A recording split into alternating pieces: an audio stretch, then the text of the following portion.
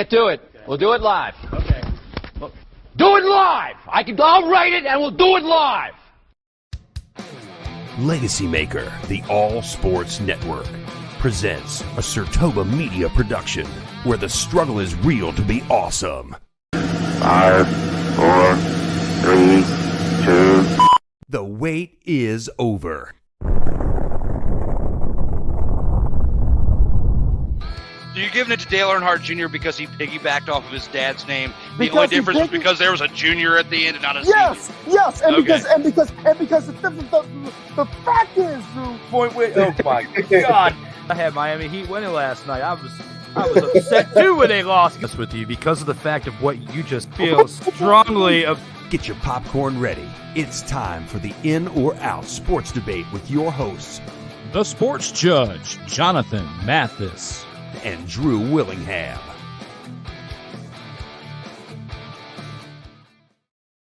Hello, everyone. We are live for episode 88 of the In or Out Sports Debate. I am your host, Drew Willingham, along with this week's special all-new panelist. He is the sports judge, a man who brings you his legendary thoughts and topics beyond the world of sports as well. Please welcome Jonathan Mathis to the show. What's up, my man? What's going on, Drew? It's a pleasure to be here, my man. Thanks for having me on. Man, I love what you do over here. This is an awesome show. I love this show. It's unique. It's different. It's something a lot of people don't think of. And you're doing great things over here, Drew. I'm always checking you out. Thanks for having me. And happy WrestleMania Sunday to you. I know you're a big wrestling fan. So, there's a lot going on today. Shout out to the Wrestling Realm. I'm rocking their shirt. One of my podcasts that I follow, they've been on this show as well, which we will see here shortly in the Vault of Fame. But thank you for the shout out as well. I do the best I can out here in these streets, Jonathan, just to keep up with how things are going. And I thank the fans out there who watch it in live real time, also in syndication. We average right around 100 views on YouTube, which makes my heart smile because it's hard to even get 10 views on YouTube, let alone, I'm saying like 100. So like with averaging that this makes my heart smile because that makes me know that what I'm doing each and every week to try to improve this unit right here that we know as the In or Out Sports Debate. This is my baby. This is where it all started, and that's where everything else that you see that I'm a part of came about from this show right here. So for you to be part of it and be part of what is called the Vault of Fame, ladies and gentlemen, let's go ahead and acknowledge that unit right quick and see what is the Vault of Fame. Acknowledge me.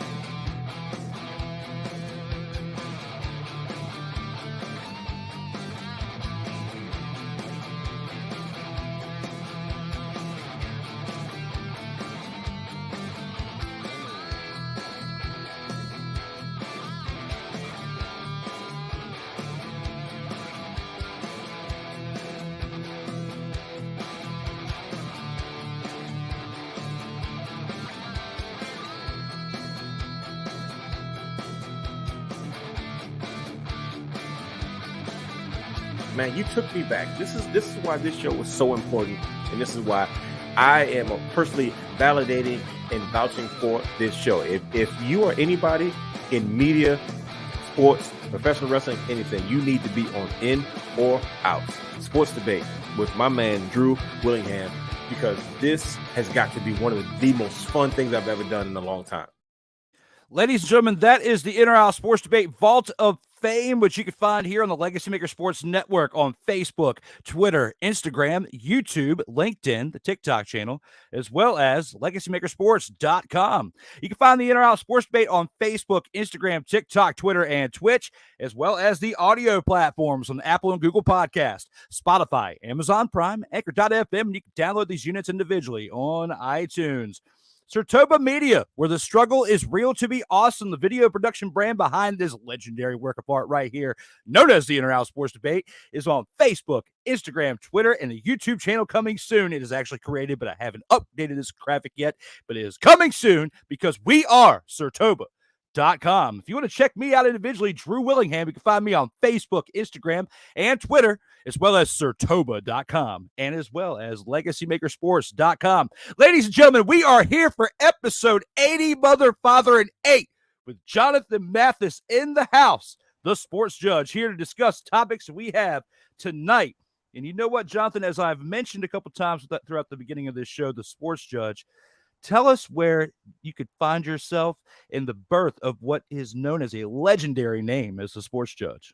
Sure. You guys can find me on various platforms. You guys can find me on Twitter, SportsJudge85. You guys can find me on Instagram, SportsJudge85. I feel like all my names are the same. You guys can also find me on Facebook, where I'm most active. I have my own fan page there. It's the Sports Judge. Like and follow. Also, you guys can check out my commentary and my videos over on YouTube. I have my own YouTube channel, and that is the Sports Judge as well. Look it up, find me, like and subscribe, and you guys don't want to miss that great content. Absolutely. And guys, we've got great content coming your way with this show, as well as you are now welcome to episode 88 of the In or Out Sports Debate. Jonathan Mathis here alongside myself. We have got 5 great topics to discuss with you tonight. Let's go ahead and take this into round 1 and see what we've got in store for this show. Round 1.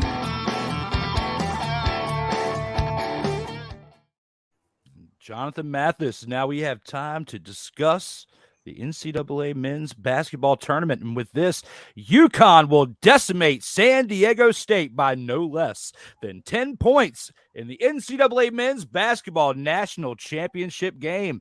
How do you feel about this one? Do you agree with the statement in hand? Are you in or mother fathering out? I'm out.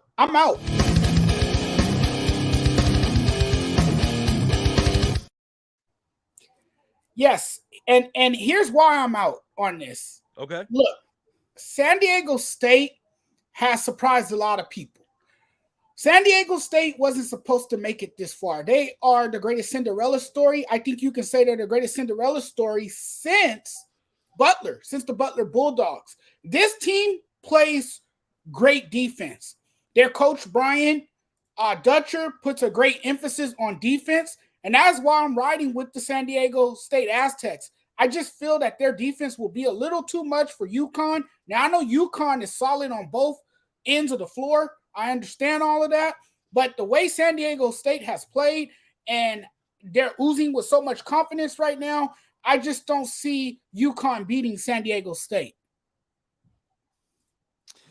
It's a tough one. It is a very much tough one to predict this one. And when I looked at the statistics for the UConn Huskies, they have been averaging more than 13 points per game victory throughout this tournament. And that's why I have to disagree with you on this one. I'm in. This team right here, the UConn Huskies, have been mother-fathering, destroying teams throughout this tournament, Jonathan. They really have. They've been averaging 13-point victories over their teams. And San Diego State is one Cinderella story, and one that has busted so many brackets out there this year. I mean, it really has busted so many mother-fathering brackets. And when you look at them all into conclusion now that we are at the national championship game, the Cinderella story has to end. We are at WrestleMania Hollywood this weekend. It is Hollywood times, my man. And it is time that we see a Hollywood ending, and that being the UConn Huskies decimating this team that has been winning by 13 points per game on average. And they are going to motherfather and destroy the San Diego State team by what I'm going to guess is 17 points. That is my prediction for this game, because you have to for Hollywood, and that's what I'm writing in my story. Wow. Wow. What is your rebuttal there, sir? I love the energy. Again, I just think San Diego State has found themselves at the right time. I just think that they are that hot team right now, and I feel like they get a shot when they need it. They weren't a great three-point shooting team. They weren't as great of a three-point shooting team like Florida Atlantic, and they still made a number of threes, particularly in the first half, thanks to Bradley. He got off to a hot start. He was 3 for 3 from beyond the arc.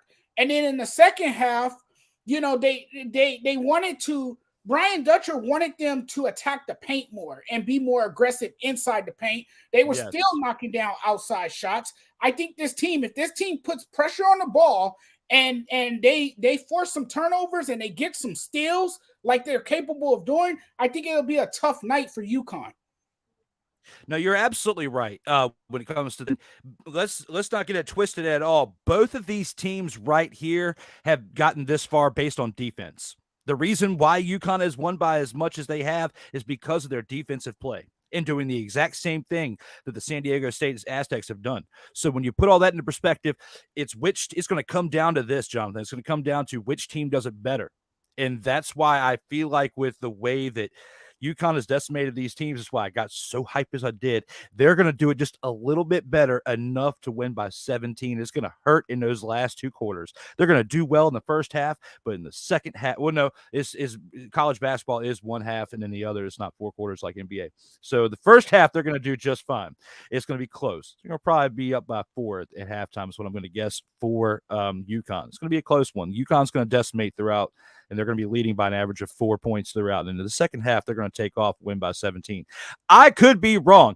As we are all journalists out here in these streets, John, that we have the right to lay out our opinion, but we also have the right to be wrong sometimes. And if I'm wrong, I'm wrong. But at least I have one badass show to discuss it. So that's how I'm going to feel about it. And that's my legendary point of it. And yes, you can say that word on the airwaves because I've tested this with the FCC in the past. I'm doing the best I can out here to entertain my mother, father, and people out here on the show. Guys, let us know in the comments how you feel about round 1 here for this NCAA Final Four now, men's basketball championship game, which we will see tomorrow night as we are on WrestleMania Sunday. Let's see what we have for round 2. Let's go ahead and go into some baseball discussion and talk about someone that you would love to have on your team oh so very well. Round 2. And here with round 2, the LA Dodgers will trade for Shohei Ohtani this season. And I know you have been very vocal about this one, Jonathan. I have seen you in the post about this one. I'm looking forward to seeing what you've got to say about this one right here, my man. Do you agree with this statement in hand? Are you in or are you out? I am definitely in.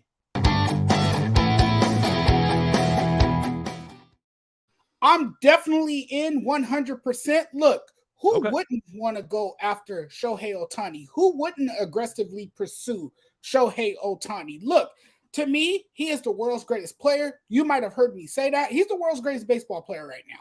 I mean, I know that's kind of way out there for some people, but you saw what he did in the World Baseball Classic. You saw how he captivated so many people. And I think this is why the Dodgers had made an effort to get under the luxury tax threshold for the 2023 season in order to pursue Ohtani aggressively. And they have, currently done a well enough job to make sure they get under the luxury tax so they can make the strongest effort to sign their top target if he does reach his free agency, and he will reach free agency. And I think the Dodgers know that Clayton Kershaw's days are numbered in a Dodgers uniform, given how well he pitched last night. I mean, Kershaw was outstanding, but still, you're going to need another ace in the future, and Shohei Ohtani will be on the market, and he could be your ace. Not only can he be your ace, but he could be the guy that carries that load offensively, because we know that he's the best two-way player that we've seen arguably since Babe Ruth. That's what everyone says. So no, I do think the Dodgers will land Shohei Ohtani in free agency. I'm very confident in the Dodgers. You've seen what the front office has done in the past, and that's why I think they had a quiet offseason this season, because they know that they can get their constellation prize next season. Absolutely. I mean, when it comes to like part of what you broke down with that, it makes sense.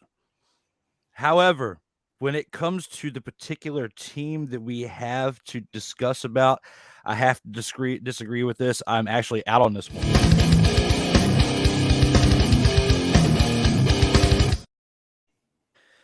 With the amount of endorsements that Shohei Ohtani will have this year, along with his contract, the man's going to make $65 million in this final year deal that he has with the Angels. He re-signed with them for like a $30-some million deal for this 1 year just to be with the Angels, to give them one more chance to see what they can build around him.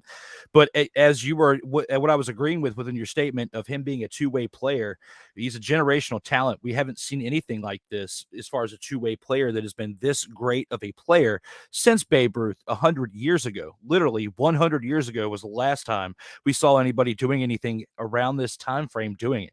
Now, around this time frame, maybe a year or two later, within the past 100 years, Babe Ruth shifted primarily towards hitting and didn't pitch so much, except for some meaningful games. He did pitch some playoff games for the Yankees in his latter part of his career, but he wasn't as effective as he was when he was a two-way player early on in his career.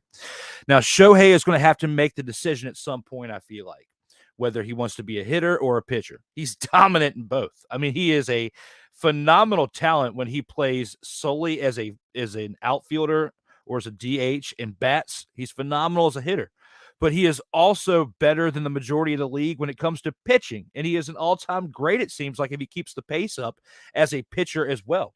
The reason why I disagree with this statement right here, I know you as a hometown fan living in California and being close to that area, being a fan of the Dodgers, I know you would love for this guy to go just across town, stay within the area, and stick with the Dodgers in LA.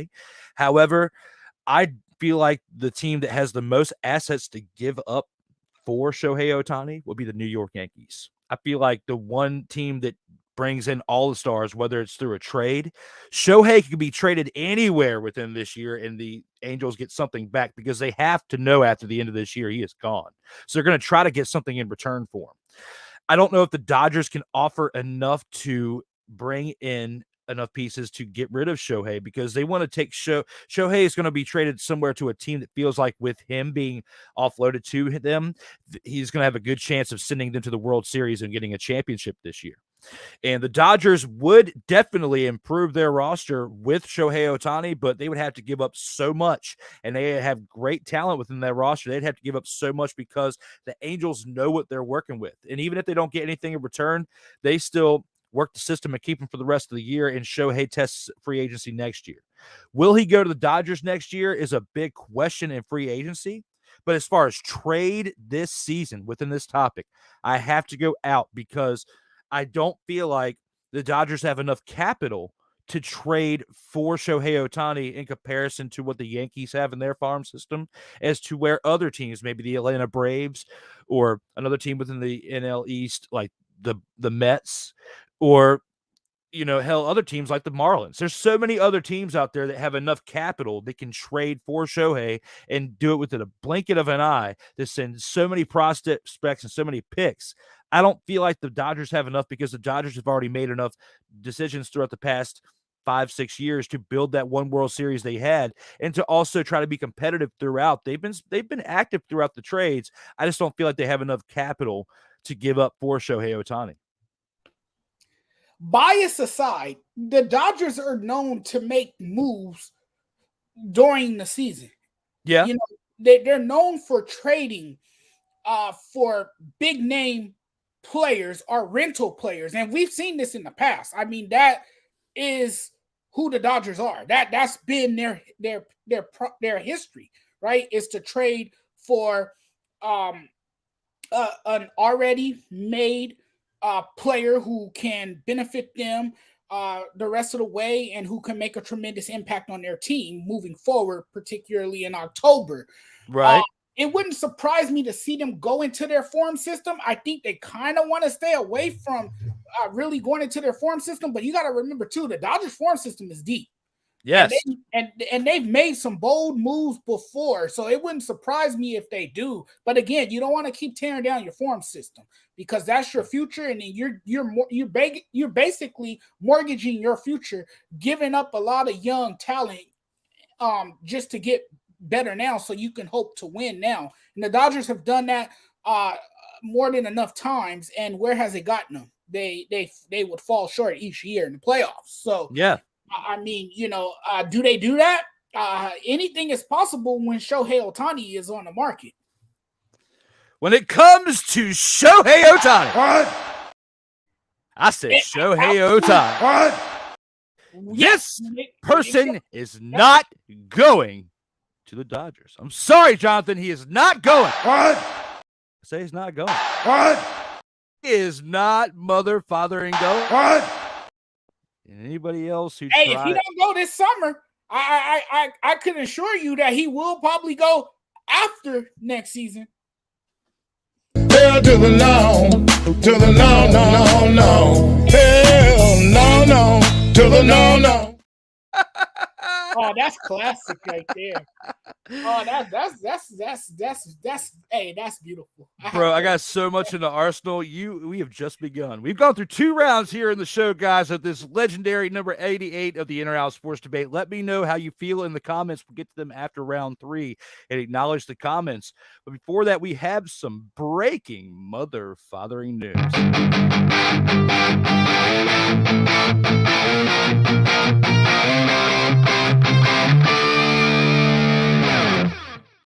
And that breaking mother-fathering news is this Friday, episode 89. Karina Parks, the 3-point conversion, as well as Double Take Sports will be here for episode 89 this Friday, 7:15 p.m. Eastern time, to discuss a lot within the sports realm of football and basketball as well. Join us this Friday, 7:15 p.m. Eastern time.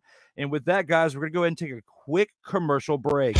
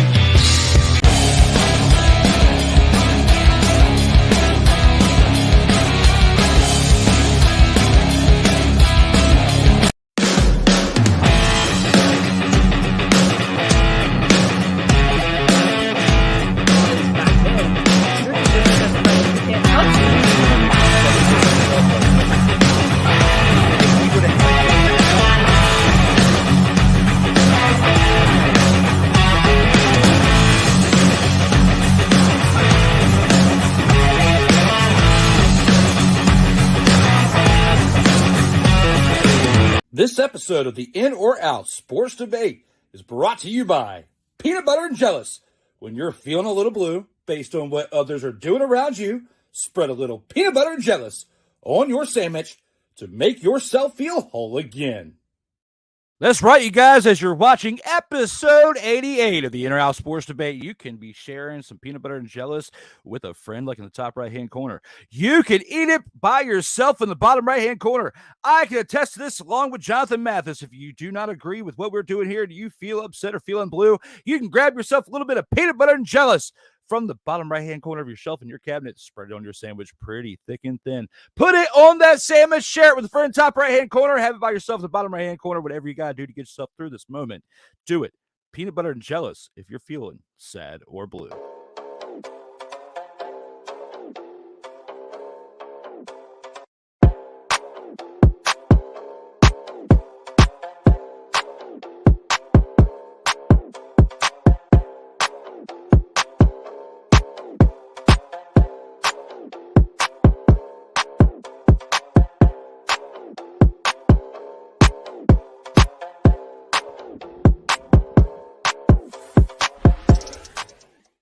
Just like it says, guys, you can check out that Sports Sensates Unleashed episodes every Friday, 1:05 p.m. Eastern time when it's a new time.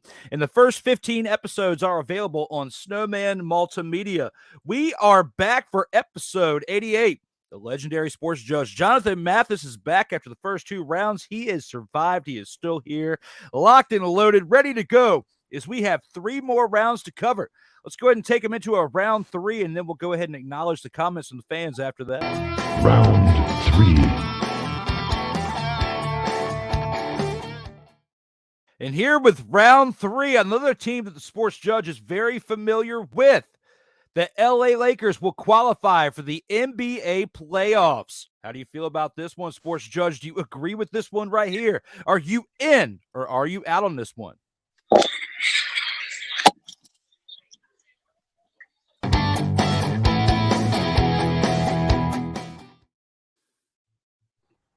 Look, I know I changed on this one. I kind of switched up. I have a change of hearts because I was the one saying that the Lakers wouldn't make the playoffs. But how they've played recently, Yep, you were. And if they're able to finish the season strong, there's a great possibility they'll get a play-in or a playoff spot. I can see it happening. But AD has to stay healthy. LeBron has to be more aggressive. He can't be as passive at times, and he has to really, play his game. AD has to step up and be more aggressive. He can't take nights off. He can't afford to.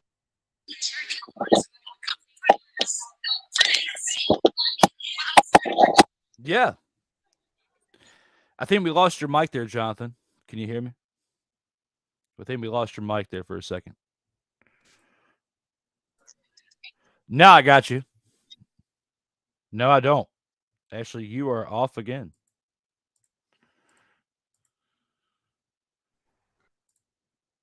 He is not there, but let's try him again. What about now? Can you hear me? Yes. Go ahead. John, let's restart that. Jonathan is...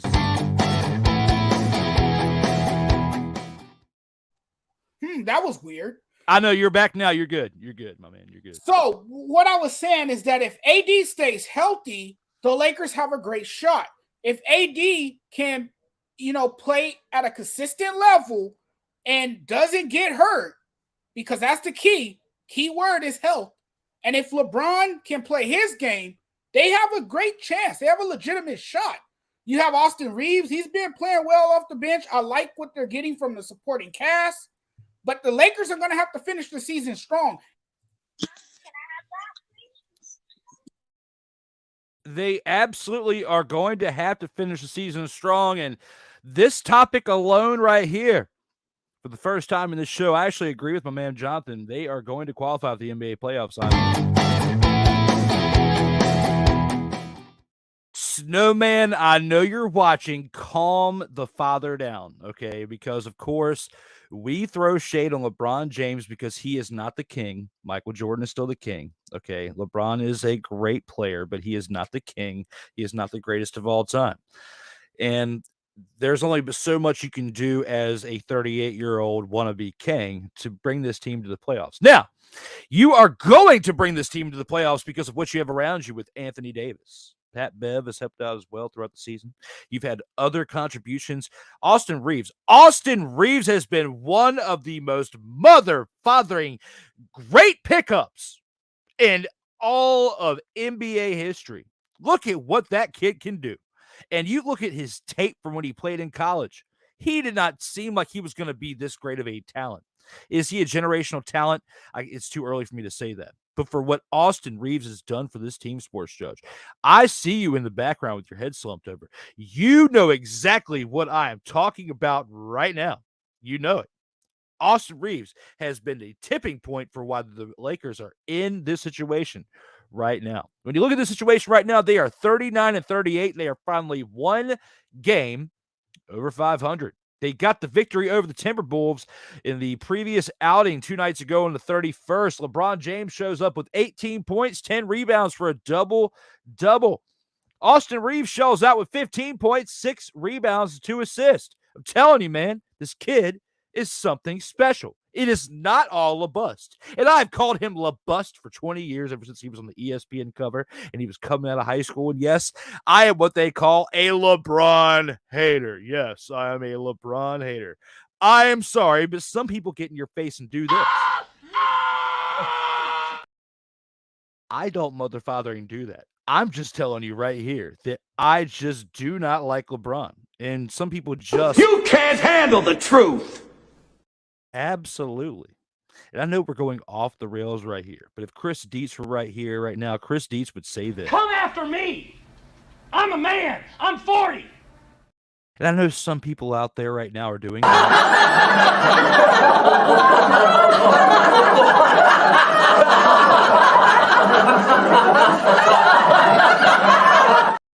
But you cannot look at the LA Lakers right now and tell me that they are not a playoff team. They are barely a mother, father, and playoff team. Yes, they deserve to be the 8th seed. Yes, they deserve to barely squeak on in there. But you cannot look into this team right now and tell me they do not deserve to be in the playoffs. What they've endured, all this LeBron drama. Is he staying? Is he going? Bronny James, all this other stuff that's going on with the LeBron James family. And then you got LeBron with all his injuries and his cryogenic chambers that he's sleeping in and all this stuff that he's supposed to be the greatest of all time. And he needs to live up to that moniker. And he's going to do it as the 8th seeded LA Lakers going to the playoffs. And then the next episode, we'll discuss where we feel like they're going to do with that 8th seed of the playoffs. But right now, with my man, Jonathan Mathis, we are going to say that we are both in on this top. What? I said we are both mother-fathering in on this topic. What? You want to look at me in my eyes right now, tell me I'm not destroying this topic. What? Oh, I am, because I am the mother-father man telling you that here in round 3, the LA Lakers will mother-father make the playoffs, and Jonathan Mathis agrees with me, and we are getting hyped for this as the season dwindles down as we speak. Yes, we are in. We are on this. Yes. And I'm 37. Let's go. And I'm 36. It doesn't matter how old we are. We can both be the same in spirit, in age. When it comes to, we both agree on one topic, and we did because the first 2 we disagreed. But this one, we agree.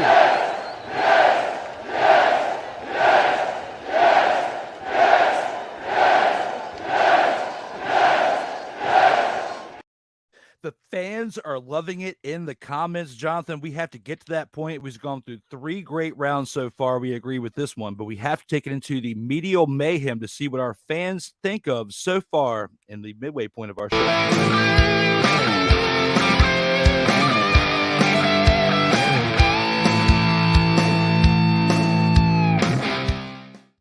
Comments from the fans. It is time, as we acknowledge you at the middle point and at the end of the show, to see what you all have to say. Jonathan, I've got a super fan and with a super name. His name is Ike Doesn't Give a Fuck.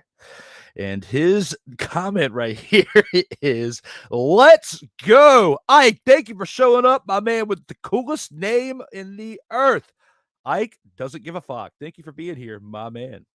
Says number 88. Yes, we are here for number 88. Thank you for being a super fan for, I forget how many ones you've been here for now. Thank you, Ike. Doesn't give a fuck. The sports judge has arrived. Yes, I told you, man, this name is legendary. He has got a legendary name, and so far he is delivering. The sports judge is here for number 88 of the Inter Out Sports Debate. What's up, fellas? Thank you again on the 4th comment for finally saying, what's up, fellas? Ike doesn't give a fuck. NCAA tournament has been wild for both men's and women's this year. And shout out to Joey Raymond, who is with the LegacyMaker Sports Network, who was covering the women's tournament, which was down at Virginia Tech. And Virginia Tech women's team was crushing up until the latter stages of the tournament. And we are now getting to the finals point. Jonathan, with this way this is gone, because we disagreed with this topic early on. If you were to give a final score right now for this men's basketball tournament final game, what do you think it's going to be? You know what? I think it's going to be a tight game defensively. I think they're going to keep it. Both teams will keep it fairly close. I'm going to have to say that it's going to be in the 60s. I will go with San Diego State, since they've been in some close ones. They've been in some very close ones. Yeah. So I'm going to say 66-64 final score. Okay, that's a close one right there. Yeah, I think he has San Diego State winning this one 66-64 at the very end. So I like San Diego State. Which the drama and the way that they won against Florida Atlantic was definitely there too. So I mean, when you look at how that happened, I mean, it was a buzzer beater there. That's why I feel like with the way UConn has decimated teams throughout this tournament, and they have won by 13. My final score is going to be 71-50. You know what? I'm going to go one better. Because I said it earlier. My score is going to be 71-54. Because That's a 17 points. 71-54-17. That's my prediction. 71-54, Ike. You take it to the bank, and you can put it on DraftKings if you want, whether you want to go with Jonathan to my side over here or if you want to go with me. He says 66-64, San Diego State. I say 71-54, UConn, because they have been decimating teams throughout this playoffs. And Drew, I don't mean to cut you off, but if you go back to the Elite Eight, San Diego won on a game-winning free throw. Yes, they did. And that ended on a controversial call as well.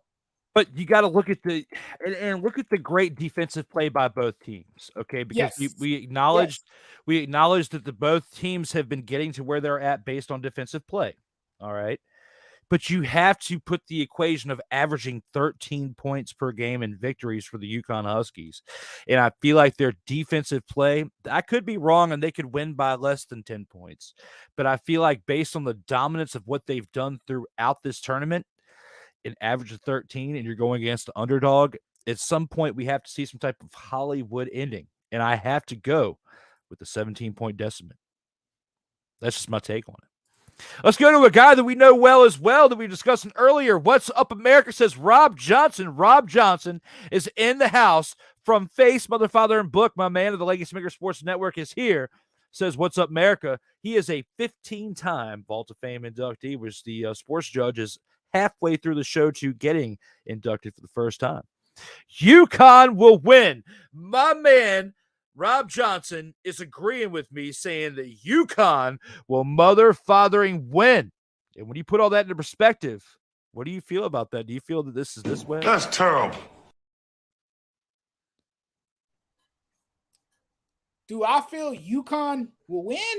No. Do you feel that it's terrible that he is saying that UConn will win? Because you're the one that's saying San Diego. Okay. No, not at all, because this game could really go either way.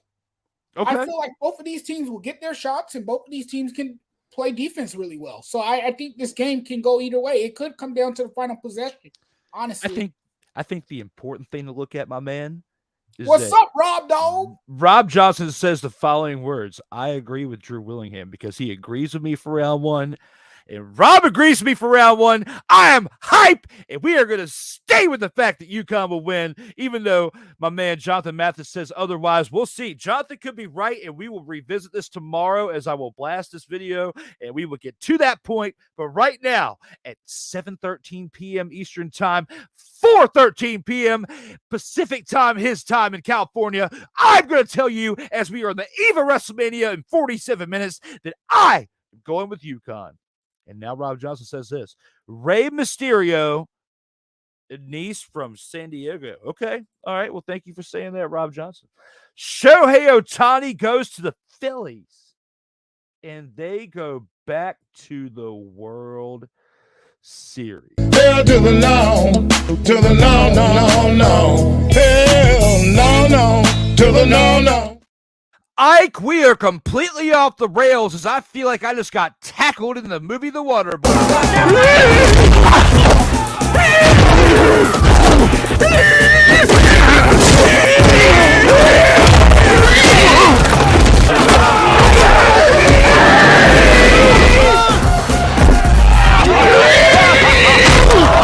Rob kicked it. Looks like Boucher knocked him out cold. You know, when some people make comments like this, sports judge, it makes me wonder. Stay off the weed. On top of that, when we go back to legendary Attitude Era of wrestling and we look at this one legendary wrestler who's still wrestling today and what he said with this. Would you please shut the hell up? Please, Ike doesn't give a fuck. You went completely off the rails. I was giving you praise at the beginning, but going to the Phillies? Shohei's not going to the Phillies. Get the father out of here with that, Ike. I think he wants to stay on the West Coast. I think he loves the beautiful weather, the sunshine. I think he really wants to stay on the West Coast. A sleeper team that I can really see him going to is Seattle. No one's talking about the Seattle Mariners. The Mariners still need another bat in their lineup. It's a community that has a lot of Japanese descent. I think he'll fit in well. And don't think Itrio has already talked to him about possibly joining the Seattle Mariners. And you know what Darrell Owens of the Legacy Maker Sports Network is saying about this right now there, John?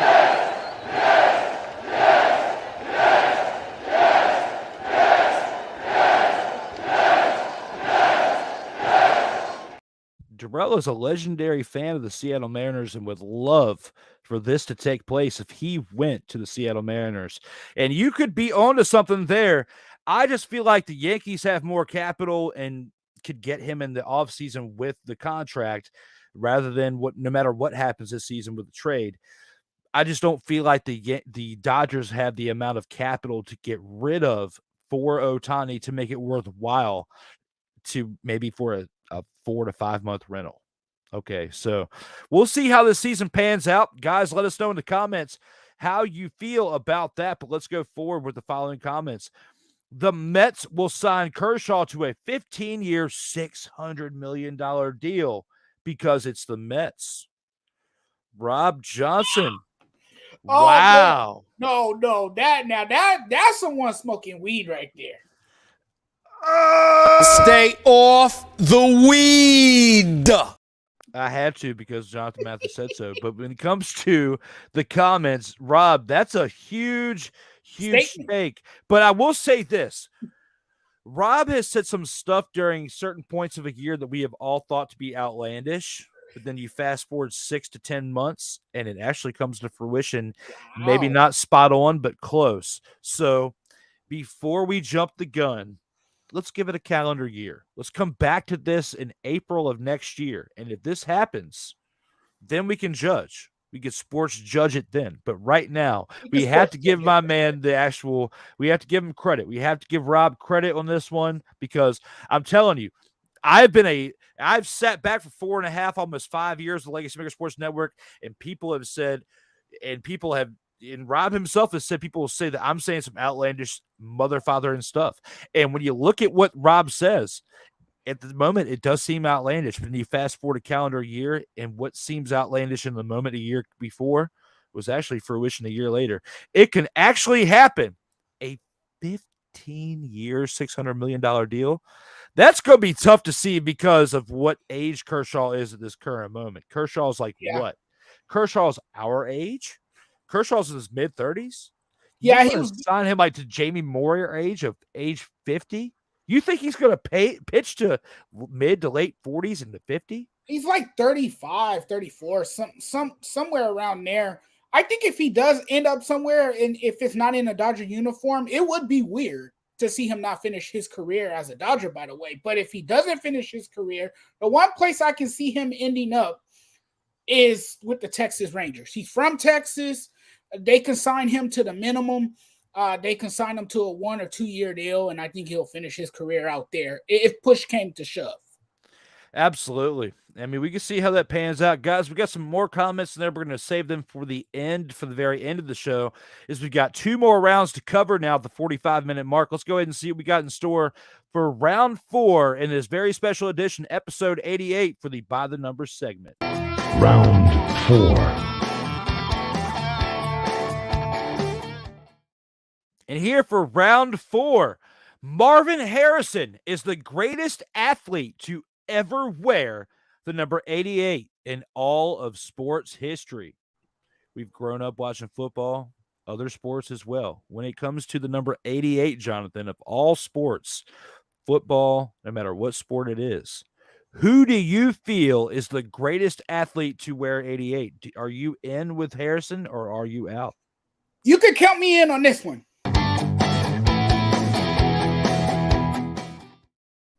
Look, Marvin Harrison was the man. Great hands, great feet. He can create his own separation.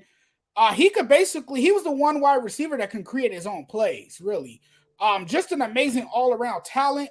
I saw his entire career. He was amazing. I think he's the best to ever wear number 88 in sports history. Okay. Based on what he did with the one and only Peyton Manning. Okay. Mm-hmm. When you put all that in perspective, It is time to do this once again. I disagree. I am mother-fathering out.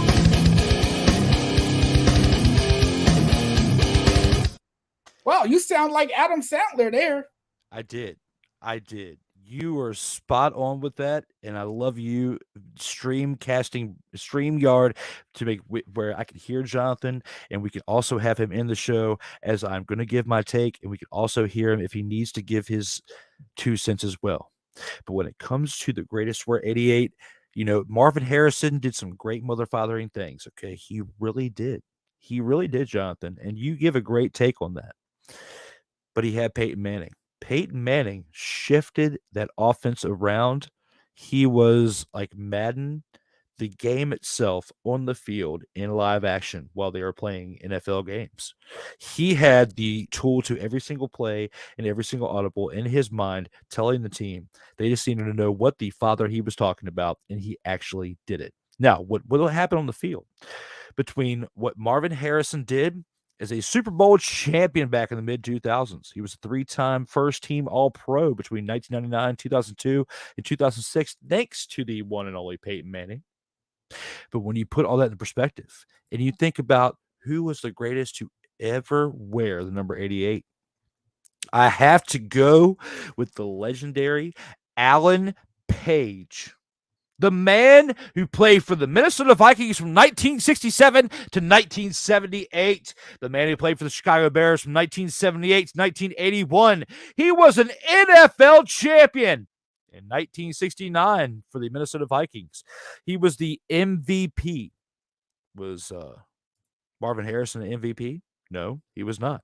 He was the MVP in the year 1971. He was a 2-time NFL Defensive Player of the Year in 1971 and 1973. He was a 6-time, not 1, not 2, not 3, not 4, not 5, but 6 first-time All-Pro in the first-team All-Pro between 1969 and 1971. In 1973 to 1975 as well, that 6-time first-team All-Pro. He was a 3-time team All-Pro. When in the second team, he was a 3-time second-team All-Pro.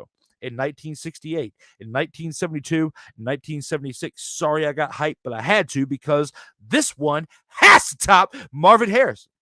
When you have to look at everything that I just said about that guy, we haven't even gotten to the best part. Marvin Harrison was an 8-time Pro Bowler. When you look at Alan Page, sports judge. How many times was he a Pro Bowler? From 1968 to 76, he was a 9-time Pro Bowler. Marvin Harrison didn't have 9 Pro Bowls, but you know who did? Alan and Page, as I continue on with this guy. He was also a part of the NFL 100th anniversary all-time team. He was a part of the NFL 1970s all-decade team. He was a part of the 50 greatest Vikings of all mother-fathering time. He was a part of the Minnesota Vikings 25th anniversary team. He was a part of the Minnesota Vikings 40th anniversary team. He was a part of the Minnesota Vikings ring of mother-fathering honor. Then, we haven't got to the best part yet. His number 88 was retired by the Minnesota Vikings. And if you want to go based on all-around stats, let's go to collegiate. Arms up collegiate time, as he was a 2-time national champion in 1964 and 1966. And he was also a consensus All-American in 1966. Look at all the time I've argued about this one character. And you want to come at me about Marvin Harrison? I love Marvin Harrison as well, but look at all the stats I just threw at you. You have to give it to Alan Page for the best to wear 88. You brought up the argument that he had Peyton Manning. Who helped Peyton Manning get those stats? Who helped Peyton Manning get those stats? If you look at Marvin Harrison's stat sheet, it's off the charts. Come on now. What? Come on! What? Come on! What? Come on! What? Absolutely. I mean, my skills and your skills right there were great. But when you put it all into perspective right there, for the best to wear 88, guys, let us know in the comments how you feel about that. If you feel it was Marvin Harrison, Alan Page, or anybody else that has ever worn 88, Irvin, Dez, CD Lamb, I doubt it. But any of the other ones that have ever worn 88, Dale Jarrett for NASCAR, anybody else that has ever won 88 and wore it better than what we have said here, let us know here in the comments, as we have crushed it now for the first 4 rounds of this show. Before we go any further, let's go ahead and take another commercial break and see what we got in store for you in the upcoming episode.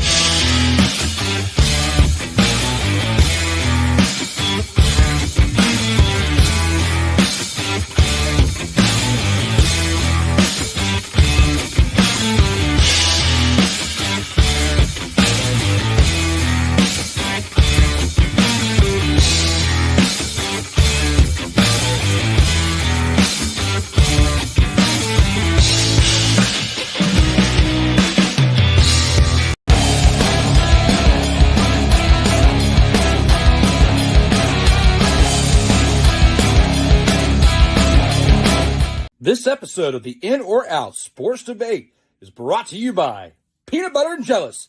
When you're feeling a little blue based on what others are doing around you, spread a little peanut butter and jealous on your sandwich to make yourself feel whole again. Guys, I said this earlier on after round 2. We are now at this again for Peanut Butter and Jealous. Look in your cabinet. I am looking at Jonathan Mathis right now as he is looking down at the ground laughing at this commercial because it is live in real time. Peanut Butter and Jealous. Let's give it to you again. This episode of the In or Out Sports Debate is brought to you by Peanut Butter and Jealous. When you're feeling a little blue based on what others are doing around you, spread a little peanut butter and jealous on your sandwich to make yourself feel whole again. Now get your head out of your rear end as you have Peanut Butter and Jealous in the bottom right-hand corner of your cabinet. Everyone does. At some point in your cabinet, you've got a little bit of Peanut Butter and Jealous. Spread it on your sandwich. Share it with a friend in the top right-hand corner. Have it by your mother-fathering self with a beard in the bottom right-hand corner, whether you have a beard or not. Just do it. Have it by yourself. Just do it. Jonathan Mathis staring at his phone right now can tell you that he agrees. If you have it by yourself with your Peanut Butter and Jealous, feel better with Peanut Butter and Jealous. Just do it. You will feel better, and you will feel all right again.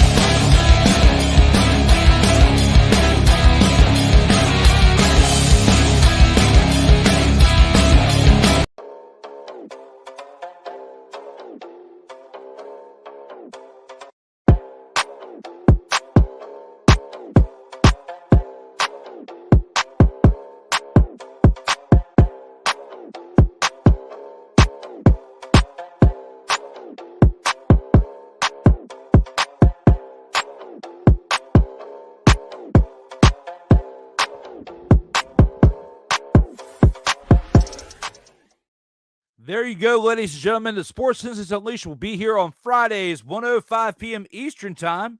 But if you are wrestling fans, get ready for this. LegacyMaker, the All Sports Network, presents a SIRTOBA media production where the struggle is real to be awesome. What?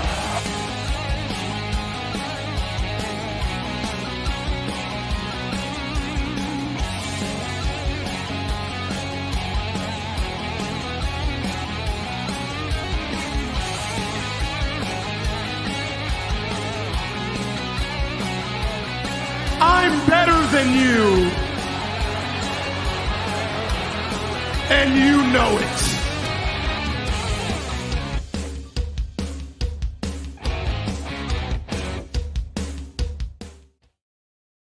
Ladies and gentlemen, the Kayfabe Express, the first 7 episodes will be available after tonight at midnight, but the first 6 are available on the LegacyMaker Sports Network, which you can check out after you see this promo.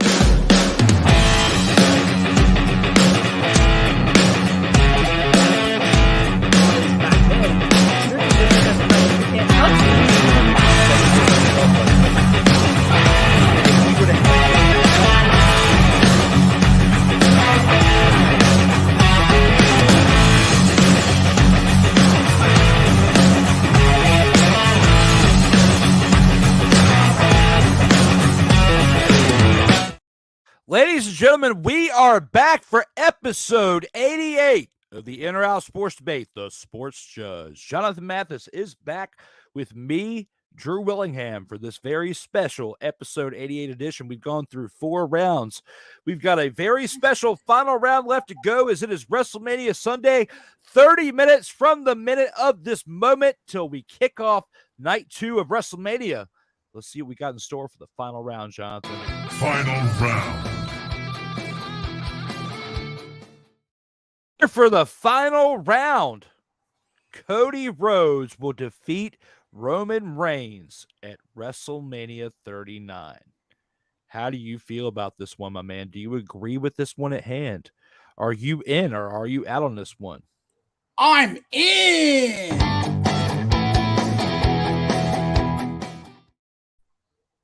I'm in, man. You know, and this is no disrespect to the tribal chief because, look, I love Roman Reigns. You know, he's my guy. And I could never bet against Roman Reigns. But I like Cody. I like Cody in this one. Look, it's been a crazy WrestleMania. Am I right or wrong? It's been crazy. And you know, we talked a little bit off air that I'm getting back into wrestling. And I've been paying close attention to it. And it was some craziness yesterday. I mean, a lot of excitement, a lot of drama, and I think it's going to be like that in night 2 as well. And I just think Cody, he's determined. He's going to be locked in, and he's going in with a lot of confidence, and he really thinks that he can take down the tribal chief, and I wouldn't be surprised if he does it. The fan in me wants to say this.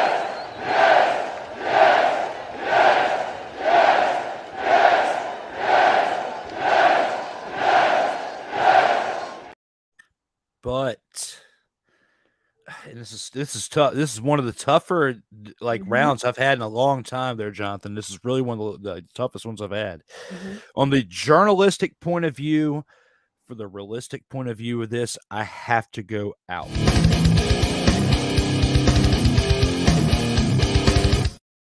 Bro, this is tough. Like this is honestly tough. And I've been teeter-tottering on this subject since before we even went live, since while we've been going live, since maybe even up to the moment that you made your decision, because sometimes for the sake of debate, we have to have both sides of the story. And with this one right here, Roman Reigns has been the champion for nearly 1,000 days, a universal champion. He has been a heavyweight champion of the world for wrestling for nearly 1,000 days. I feel like they're going to carry this story on into SummerSlam. I feel like Cody Rhodes could potentially get Money in the Bank, come back, win the championship, and defend it next year at WrestleMania. He'll still have his WrestleMania championship moment this year by wrestling in the main event, which Dusty never did. And I feel like next year he'll have his moment by defending the championship. Roman will be dethroned at that point and probably face The Rock as the tribal chief of the family. But I feel like Roman, for the sake of the record, to potentially break Hulk Hogan and carry on, will win this match at WrestleMania because the Usos lost last night in the main event. If both main events end with the Bloodline losing, that completely decimates the Bloodline. That completely disintegrates everything you have built within this storyline. If you take the championship off of Roman Reigns at this point, Cody Rhodes will be the champion at some point, but they need to do a better job of building the story as to where they can separate the two belts to where Cody Rhodes can be the champion of WWE and Roman Reigns can carry on his undisputed championship run, because that's been the title that he has had for the longest point, because they were only the undisputed championship once it became the WWE championship alongside of the undisputed championship. So when you put all that into perspective, I feel like in this moment for both titles, Cody will lose. But at some point, whether he gets the Money in the Bank championship or he just naturally challenges Roman Reigns again for one of the two titles, it's coming. Because there has been discussion amongst the backstage ranks about separating the two titles, whether it be in the tag team championships, which we saw last night was not done, as Sami Zayn and Kevin Owens won both collective Raw and SmackDown Universal Championships. And this match alone, I feel like Cody's going to lose, but in a way that still makes him look strong to where he can still compete for the championship or championships going forward. Wouldn't it make things more interesting, though, if Roman Reigns did go down in an upset to Cody tonight? Oh, it would. It absolutely would. You're right. It would make it more. It would make it juicier, right? It would make things juicier.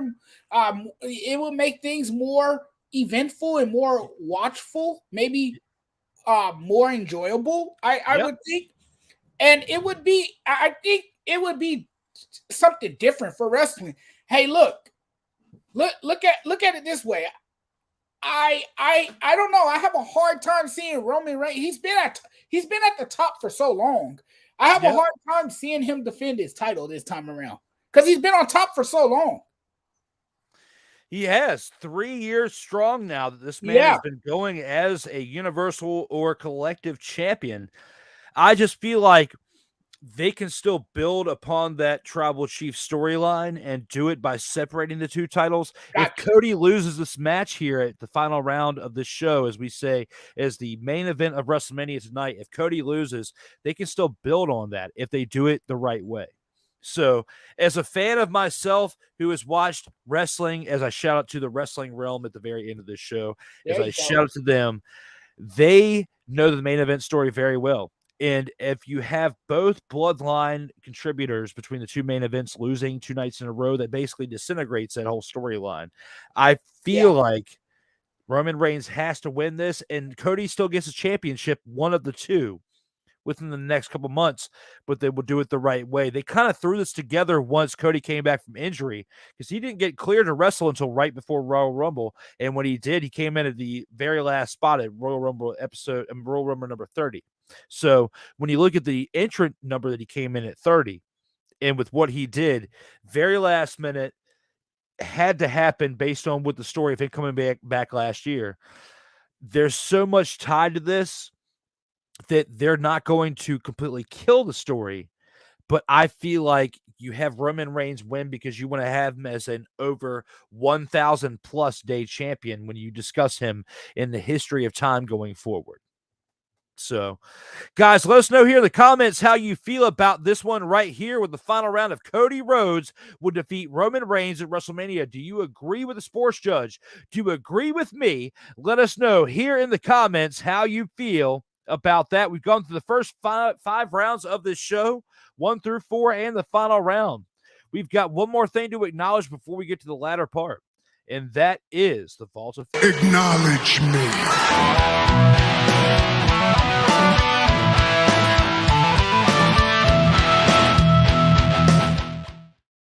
It is Vault of Motherfathering Fame time of the In-Or-Out Sports Debate, and it is time for the man, the myth, and the legend, the sports judge, Jonathan Mathis, to get inducted into the Vault of Fame.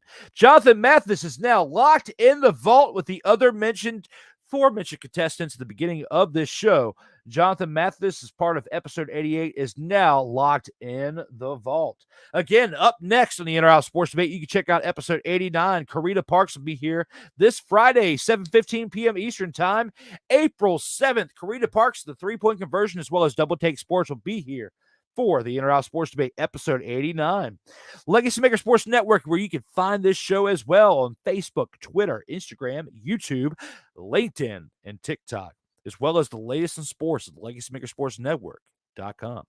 LegacyMaker Sports you can also find on the In-Or-Out Sports Debate's personal channels on Facebook, Instagram, TikTok, Twitter, and Twitch, as well as the audio platforms on Apple and Google Podcast, Spotify, Amazon Prime, Anchor.fm, and you can download these episodes individually on iTunes. SIRTOBA Media, where the struggle is real. To be awesome, where you can find on Facebook, Instagram, Twitter, and the new YouTube channel that is coming soon in this graphic, but I promise you it is there. Just search SIRTOBA, and it is there. At SIRTOBA.com for the latest in sports or just real media action at the SIRTOBAmedia.com. Myself, Drew Willingham, you can find at Facebook, Instagram, and Twitter, as well as SIRTOBA.com and LegacyMakerSports.com. For myself, if you want to find me and send me a friend request or an ad or a follow at these current platforms. And if you want to throw a little tippy here on Cash App, this is my name right here, $DWillie87. Donations are accepted via Cash App for this stoic dollar bill here, for the $10 bill for DWillie87. Cash.app /$DWillie87, which you can throw a little tippy here at Cash App. Episode 88 is in your face right now for the In or Out Sports Debate. The sports judge, Jonathan Mathis, and myself, D. Willie, Drew Willingham, are here to bring you the latest in sports, and we did for the first 5 rounds.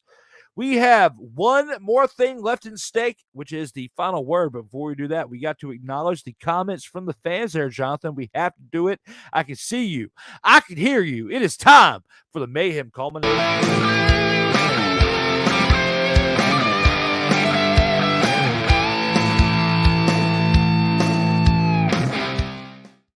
A mayhem culmination is now. The comments from the fans. Let's see what they got in stake for us. And fans, what do you have left for us? Is the last time we were talking about Rob's outlandish contract for Clayton Kershaw. Ohtani is going to the Red Sox. The Red Sox need redemption for the babe. You know what? Based on this statement right here, Jonathan, are you in or are you out on this one? I'm out on that one. I don't see.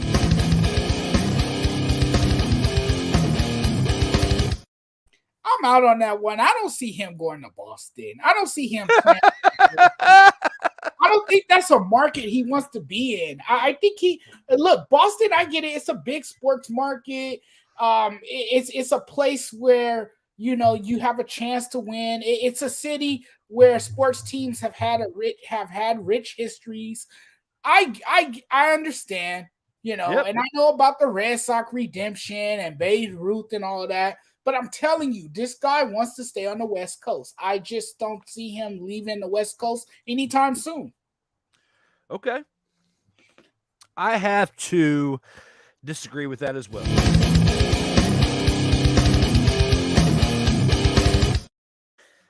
I've thrown some fire at my man Jonathan Mathis throughout this episode, and deservingly so, depending on what topics we were talking about.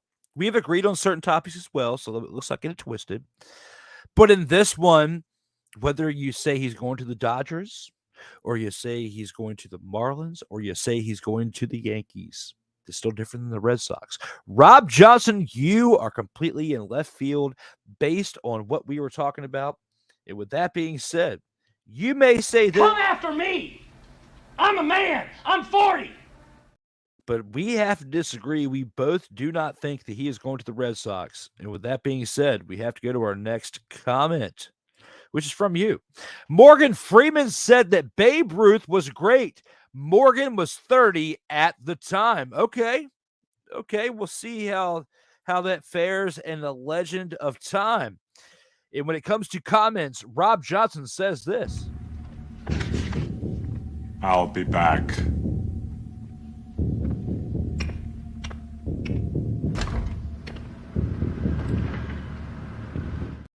And when it comes to comments, Jonathan Mathis, he was back.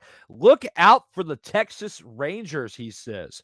Yes, and based on the moves the Rangers have made within their farm system and what they've done to build the roster up to the current point in 2023, yes, along with the Baltimore Orioles, those are going to be the 2 AL teams I tell you to look out for this year between the Texas Rangers and the Baltimore Orioles. Those are going to be the 2 sleeper teams to look at this year, and we will revisit this 6 months from now. Well, no, we'll say 4 to 5 months from now, about September, 5 months from now. 1st of September, let's revisit this, Jonathan Mathis, as we discuss Texas Rangers, Baltimore Orioles as the 2 teams to look out for at this current point in April. Hey, look. I'll say this about the Rangers. They better be a team to look out for. They spent a lot of money. Yeah. They went on a shopping spree and they spent a lot of money to get better. So they better be a team to look out for. You're absolutely right. You're absolutely right. And between them and the Orioles, because the Orioles have been cashing in on the farm system for quite some time now. It's time for them to make some flourishments, and they look like they did during spring training. It is time for them to show what they are made of during this 2023 season. There's a lot of promise there. Yep, absolutely, with the AL team. So the Rangers are known to pay a lot of damn money. Yeah, but hopefully this time they got it right, Rob. No, and the sports judge is right with that, because anybody else who's thinking otherwise will be this. You know, liar. And the sports judge and I will even hire this man just to say, Would you please shut the hell up? Let alone bring you into an office, and if you challenge it for a second time, if you are insubordinate for a second time, you get this. You're fired. Absolutely, because we love having fun out here on the In or Out Sports Debate. Change of heart. That was a show. Yeah, it was. It absolutely was. And when it comes to that being a show, we have to look back on everyone doing it, and people can say they can do it better than you or not, but maybe so, maybe not. When it comes to doing it better, this man knows about it. You may claim to be the best in the world, but I'm better than you. And you know it. And some people Ain't nobody got time for that. will tell you that. But, and when it comes to reality, most people will say this. Ain't nobody care. Who cares? Ain't nobody care. Prime Time is right. He is right when it comes to that, all the way from Colorado. The Lakers are trash, sports judge, says Ike doesn't give a fuck. We need a sports judge take on this. How do you feel about this? Are you saying this? That's terrible. Or are you saying this? Damn! What you gotta say, bro? Damn! Damn! You know, there are nights when you sit and watch a Laker game and they do look like utter trash. There's nights that they piss on themselves and they just look awfully disgusting. And there's nights where you just sit there and you can't continue to watch because they play like hot trash. And I get what Ike is saying. You know, the Lakers are trash, but lately they have played better basketball. They have finally crawled out of the trash can. They're not Oscar the Grouch anymore. They were hiding in the trash can for a lot of games during the season. There was a lot of moments where they felt dirty and they looked like garbage. But now, of late, they're playing like a better team, you know, and they're a team that can get into the playoffs. Now, just because you get into the playoffs, that doesn't mean all of a sudden you're the best team in the West, because that's not true. That's not the case with the Lakers. They're clearly not the best team in the West. I wouldn't be surprised if they get bounced out in the early rounds of the playoffs. It wouldn't surprise me one bit. I think they get in, but when they have to play against some of these Western Conference teams, that's a different story. And as we all know, the playoffs is a completely different animal. Based on what he just said with the Lakers are trash, he says, sorry, bruh. How do you feel about with what Ike said? The Lakers are trash, sports judge, followed by sorry, bruh. I mean, I agree with that because I agree with that partially because I was saying the same thing about the Lakers, that they were trash. Yeah, I mean, and like I said, each day is different. Each day is different because it's like this team hasn't discovered an identity, you know. And when you get your hopes up high for the Lakers, what usually happens? They break your heart, right? Because this Laker team plays with your emotions. They really do. And the comments we have continue on. Lamont Thomas says, yo, my man Lamont Thomas, thank you for joining us in the chat because you have not been here throughout the majority of the show. And with that, I have to throw you with this.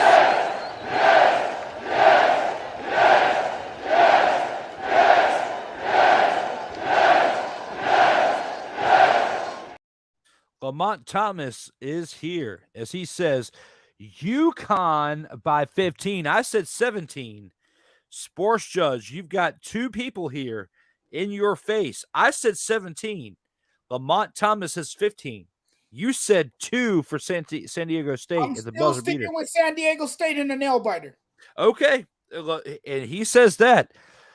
At this point, we're going to have a clip that says this. Do you think that the Sports Judge is right by having a 2-point victory with the San Diego State Aztecs? Or do you think Lamont Thomas by 15 or myself saying by 17 are part of this?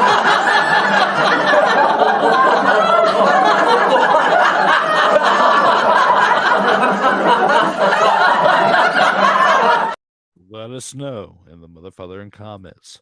Lamont Thomas says, 2 versatile on offense for San Diego State. They are basically like UVA offense. Goes cold a lot. Jonathan Mathis, the floor is yours. Let us know. Do you agree with this or disagree? Yeah, San Diego State offense can go cold. Absolutely. They're going to have to make a lot of shots like they did yesterday in the second half against VAU. If they can do that, they have a chance. That's why I'm saying this game is going to be close because of the way they defend. Yeah, and because of their shaky offense at times, but their offense is going to have to be able to click. Their defense, we all know what their defense is capable of, and we all know their defense is going to make plays. It's gonna have to be the offense that kicks it in gear, and they're going to have to get those shots to fall. They're going to have to score the ball. No, you're right. You're right. And with that, I got to agree with that statement that Jonathan Mathis just said. Don't do my Phillies like that, laughing emoji. Everyone talked trash about them before the season last year, and they were proven wrong. How do you feel about this one, Jonathan Mathis? Do you agree with what Lamont says? Are you in? Or I'm in. I'm in.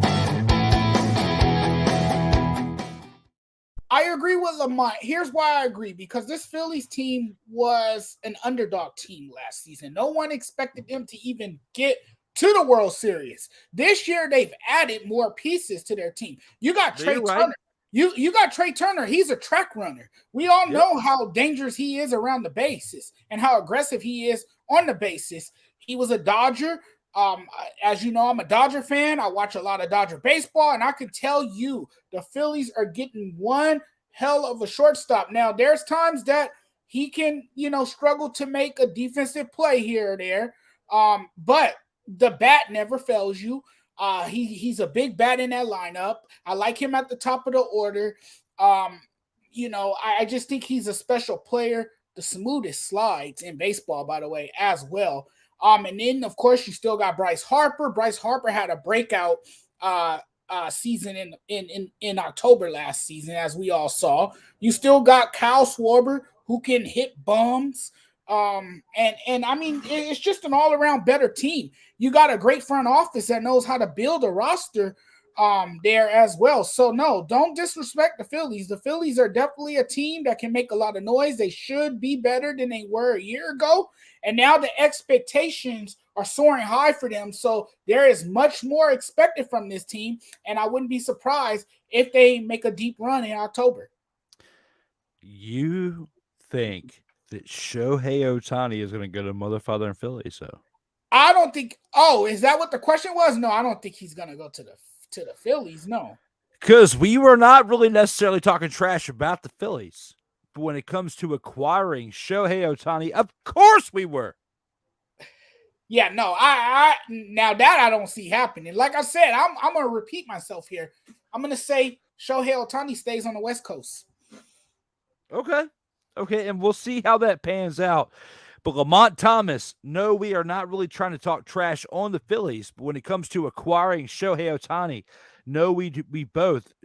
When it comes to Jonathan Mathis, sports judge, or myself, we do not feel like he is going to the Phillies. Hi, Drew Willingham. Hi, Jonathan Mathis. How are you guys? What's up, Mickey? Mickey, we are doing great out here. Thank you for being here, Mickey. We appreciate you for being in the comments, for watching live. Thank you all for watching live and being part of this legendary broadcast for episode 88 of the In or Out Sports Debate. Latina and Callie is here on YouTube, says, I wish I knew you were lived sooner. I don't know what that means, but thank you for the comment there, Latina and Callie. Feelings aren't allowed. Use your thinking, Cap. Not sure what MindSpace is a part of, but when it comes to knowing the truth and thinking about it. You can't handle the truth. When it comes to your truth here, Latina, I can't think, I can't handle it. But when it comes to they aren't who we thought they were. That's why we took the damn field. Now, if you want to crown them, then crown their ass. But they are who we thought they were, and we let them off the hook. Latina and Callie, thank you for your regimen of helping me get through COVID last year. But when it comes to this topic in hand, you should know your role and shut your mouth. Because when it comes to helping us get through the rest of our show, Ain't nobody got time for that. Because with what you just said, it was kind of like this in my ear. I love you, Latina, but for real, please follow the line and the sword, because we have a legendary thing going within this show. UConn by 50. Oh my God!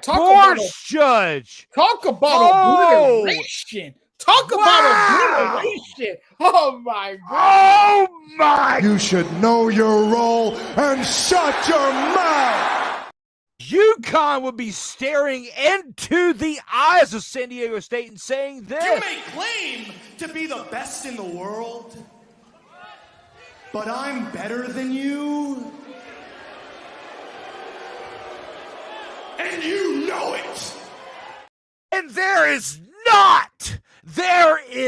not enough of this that would make you good enough for that. What we talking about? Practice, man. What are we talking about? Practice? We're talking about practice, man.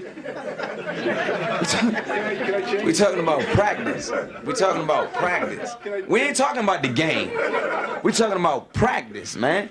When you come in the arena and you see me play, don't you? Absolutely. You see me give everything I got, right? Absolutely. But we talking about practice right now. Let them know, Sports Judge. How do you feel about this comment right here? Do you agree with this UConn by 50 or no? That would be absolutely devastation. That would be absolute devastation if that happened. I'm out on that.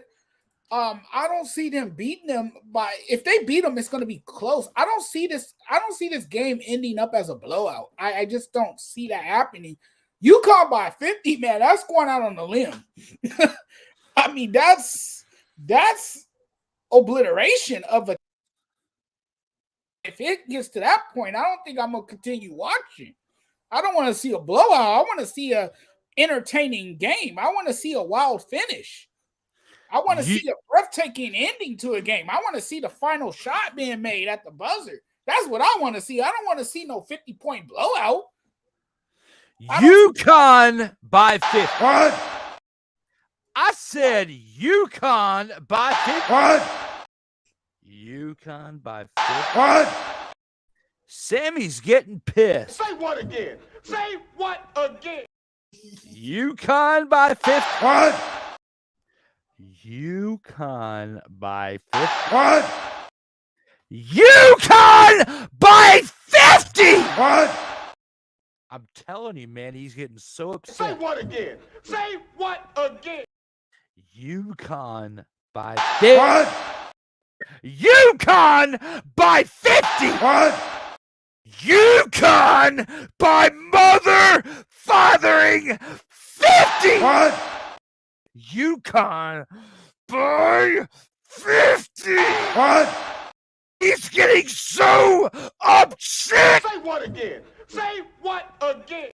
UConn by 50. What? UConn by 50. What? UConn by 50. What? He's getting so upset. Say what again? Say what again? What? I said mother, father, and UConn by 50. What? UConn by 50. What? You mothering, fathering God by 50. What? UConn is not going to win this match by 50. What? Get the father out of here. You are not going to win this argument. What? I cannot whisper for any longer. What? I cannot whisper for any mother fathering longer. What? I've whispered for too long. What? It's getting upset. Say what again? Say what again? I've whispered for too long. What? I've whispered for too long. What? I cannot whisper any longer. What? UConn by 50. What? UConn by mother fathering 50. What? I can't keep this up any longer. Drew, are you okay? No, I'm not. What? As he asked me if I'm okay. What? Keep clicking this button. What? Send him up for the button. What? As I sit here and tell you, UConn by 50. What? It's not mother fathering. What? Sammy's getting upset. Say what again? Say what again? By 50. You It's need not happening. I'm sorry. You need some water. Oh man, that was painfully hilarious right there. Following one comment that had you going off. I had to for the entertainment of the fans. That's what I did. You are live right now streaming. Yes, I am Latina and Cali. Thank you for being here as a fan, a super fan of my shows. Thank you, Latina and Cali, for being here. Hey, without you, we would not be where we are today.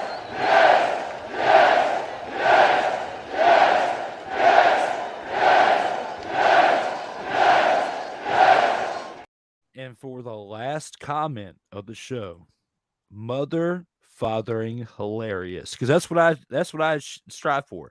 That's what I want. Facts and sports along with comedy, because I want you guys to be entertained. I want my panelists to have fun here. That's right. Mm-hmm. And that's what I strive for. And that's what we did in this show. Guys, let us know. This was awesome. And Latina and Cali, I'm in Cali too. So I see you're coming from YouTube. I can see that you're commenting from YouTube. Follow me on YouTube. We can connect. I'm on YouTube as well. The Sports Judge. Look me up. Look up a man, the Sports Judge. He gives you great takes within the world of sports, which is why he is here on the In or Out Sports Debate today. Guys, we've gone through 5 great rounds of this show. We've got one last thing to do, and that is the final word, where we give you our final word based on everything we've discussed within this show.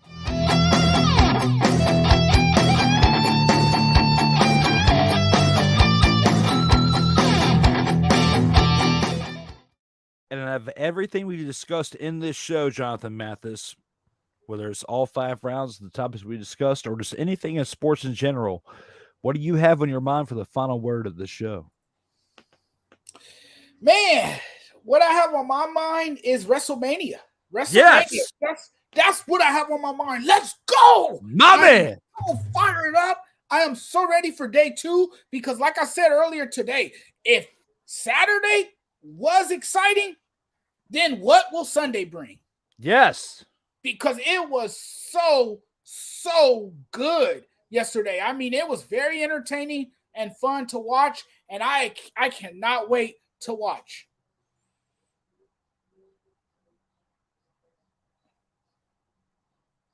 What happened? You want me to say more? You're on mute, buddy.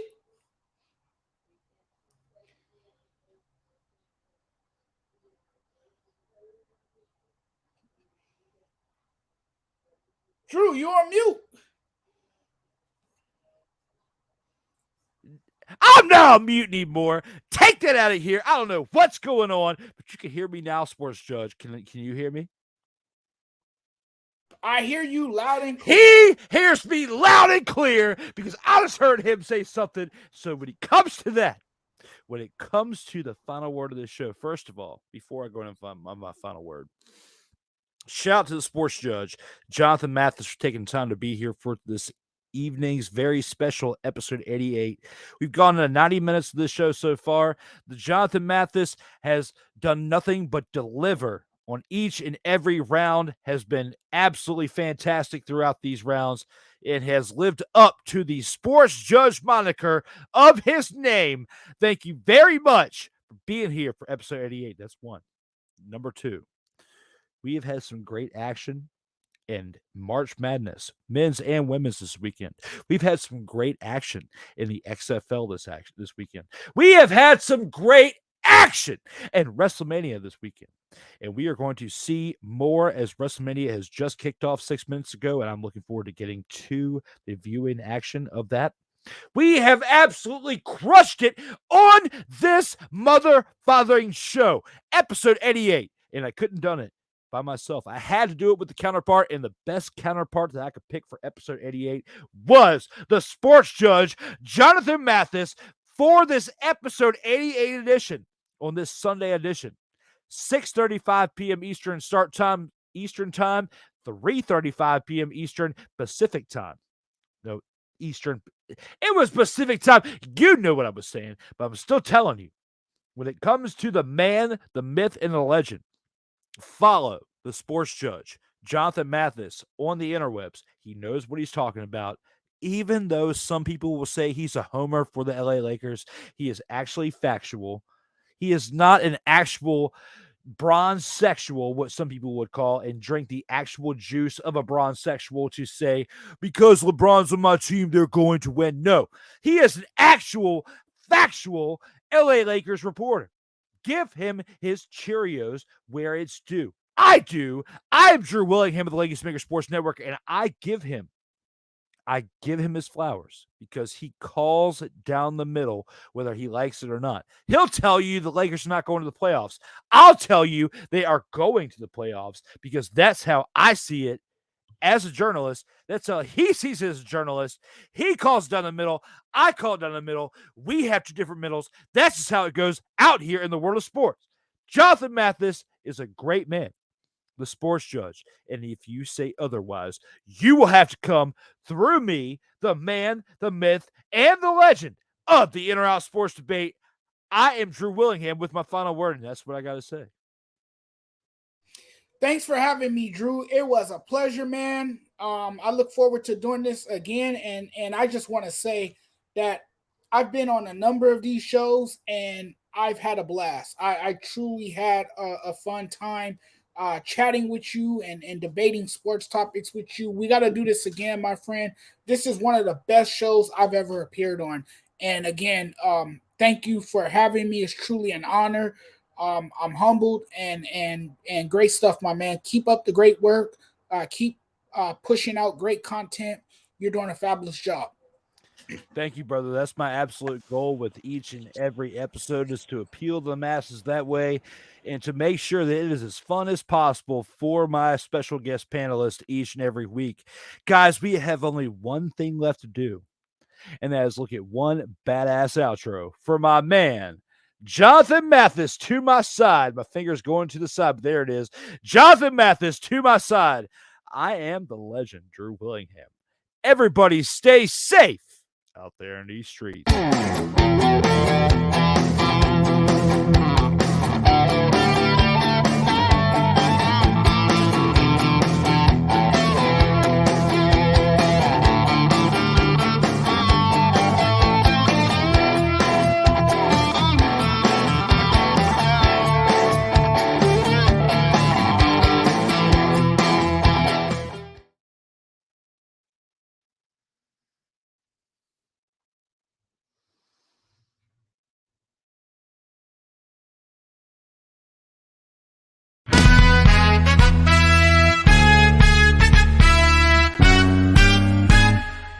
The show is over. Ladies and gentlemen, thank you for sticking around for episode 88 of the In or Out Sports Debate. I am your host, Drew Willingham. We are going to get on out of here. Jonathan Mathis, the man, the myth, and the legend, the sports judge, is here for episode 88. Tune in this Friday, April 7th, for Karina Parks' first debut in the In or Out Sports Debate. I am Drew Willingham. Everybody stay safe out there in these streets.